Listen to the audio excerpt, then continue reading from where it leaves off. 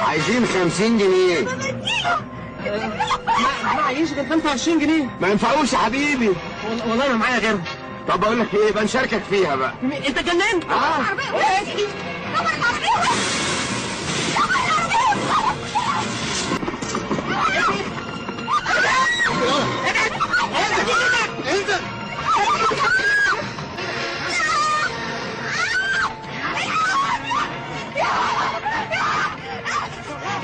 Hello, my friends. Let us begin our story without introductions. From my point of view, which some of you may disagree with me, rape crimes are considered one of the most heinous crimes, if not the most heinous crimes ever. For a girl like me, I consider the crime of rape to be more heinous than the crime of murder.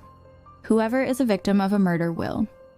This is considered a painful end, but it is a quick end, and may God have mercy on him. As for the victim who is subjected to rape, believe me, she will continue to suffer from this deadly nightmare throughout her life. This is why in several countries and in the penal code, most rape cases are punishable by death, and this is to be a deterrent sentence for anyone who thinks about committing this heinous crime. And so that such crime does not spread in societies, let me tell you that the victim who is subjected to rape is exposed to chronic psychological problems and severe disorders and enters into a state of depression that may reach the point of suicide. This is regardless of the view within Arab societies, which often place blame on the victim to the point that they may reach the point of murder. I mean, here killing the raped victim, you knew. Why do I say that the crime of murder is less serious than the crime of rape? Our story today is taken from a heinous crime incident, and due to its heinousness, it was produced into a movie that was banned from being shown on television. But before I begin, I would like to remind you to like the video, subscribe to the channel, and activate the bell button. Watch the video until the end to know the real reason for the crime of rape. In the year 1989, an Egyptian film was produced starring the beautiful artists Layla Alawi, Hassan Hosni, Ahmed Mukhtar, and Hamdi al-Wazir, who is considered the most famous rapist in the history of Arab cinema. The scenario and dialogue of the film were written by Faisal Nada and directed by director Saeed Marzouk.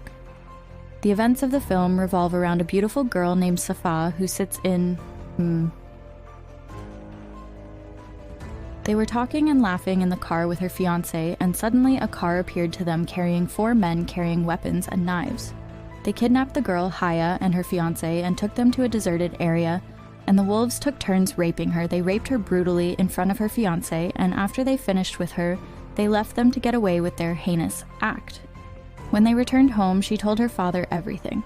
What happened was that he went directly to the police to report this crime, and the perpetrators were quickly arrested, brought to justice, and all of them were sentenced to death. The name of the movie was The Rapists. I leave you with the scene that was the reason for the film being banned on Egyptian television at the time. خلينا نكمل معاها الأول يا أبو حلاوة. ماشي.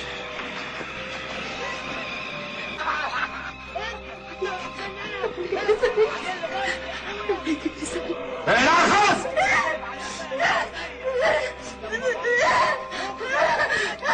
إن عملت كده تاني أنا شخصيا قادر أخليك زيها. ها؟ أنا راجل مهذب مش هفصل. ها؟ ها؟ يا حبيبي انت زعلان قوي كده ليه؟ ها؟ ما انت عندكم كل حاجه واحنا ما عندناش اي حاجه. امال اشتراكيه ايه يا اولاد الكلب؟ At that time, the artist Layla Elwi won the award for Best Actress. As for the execution scene, the late artist Muhammad Kamal said about it in one of the television interviews, "At that time, I felt a real state of terror, and I asked the workers to please make sure of the area where I will stand at the moment the sentence is executed so that the cinematic scene does not turn into reality, and I fell into a state of panic. Severe depression after finishing filming, and this role is the most difficult of my cinematic works ever. For your information, the execution scene was filmed in one of the real execution rooms, and the executioner who carried out the death sentence in the scene is nothing but a real policeman whose only profession is to carry out the death sentence by hanging." As for the film's director, he said that he was keen to present and direct this work in order to show the social and psychological causes and motives that lead to such crimes, which include drug abuse and unemployment. It is worth noting that the director, Saeed Marzouk, went to the Criminal Investigation Department to take from them a written copy of the investigations and gave it to the actors. In the movie, therefore, when you watch the movie at that time using simple cinema tools at that time, you feel as if it is completely realistic and real. The film continued to be shown in cinemas for a full year and achieved unparalleled success. Now let me tell you about the painful true story from which the rapist is taken, in 1985, specifically in the Maadi neighborhood, which was considered one of the most prestigious and quietest neighborhoods in Cairo at that time. A small car containing a beautiful 18-year-old girl and her fiancé who wanted to make his girlfriend happy on her birthday. The girl did not expect that what would happen to her tonight would remain in her memory forever. Meanwhile, a car surprised them, interrupting their happiness. There were 4 people traveling in it. Human Wolves, the driver, then got out of the car and went to the girl's fiancé and asked him for £50, otherwise he would see undesirable consequences. Here, the girl's fiancé noticed that his car was surrounded and there were 4 monsters surrounding the car on all sides, and they were not in their normal state. It was clear that they were being abused. For drugs. In a desperate attempt, the young man took out all the money he had and gave them to the criminal so that he might let them leave quietly, but the criminal took the money and looked at them and found that they were only £25. He took out a knife from his pocket and said to the young man, "Since you do not have money, then you will leave the girl to us and you will leave." It was 9 o'clock in the evening, and at this time the street was very quiet as night, and this helped them continue with their crime. During their discussion, another blue car came, and a young man got out and told them that his relative works in the police and that he would take them all to a police station to end this dispute. The girl and the young man got into this man's car. One of the 4 criminals rode with them, while the rest of the criminal gang followed them in the other car. The young man and girl felt reassured and that God had saved them from a situation that could have developed further. But soon doubt began to creep into their hearts after they saw that this man was talking to one of the criminals in a friendly manner and calling each other by name as if they were acquainted previously. Also, the car was not actually heading to the police station, and here they were completely certain that they had fallen into the trap of a dangerous gang. The car was a dark and deserted road, and they arrived in a remote area. Everyone got out of the car and left behind the girl's fiancé tied with ropes inside the car and with a knife blade around his neck to threaten him. As for the other criminal, he took the poor girl and raised a knife in her face and placed it on her face and ordered her to take off her clothes, and the monsters took turns attacking her.